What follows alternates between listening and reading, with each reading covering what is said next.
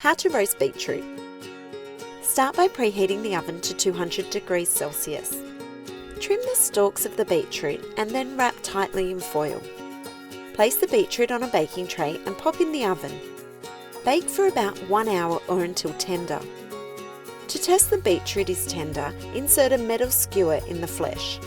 It should go in easily with little resistance. Wearing gloves to avoid staining your hands, slip the skin off and discard. The beetroot is now ready to cut into wedges.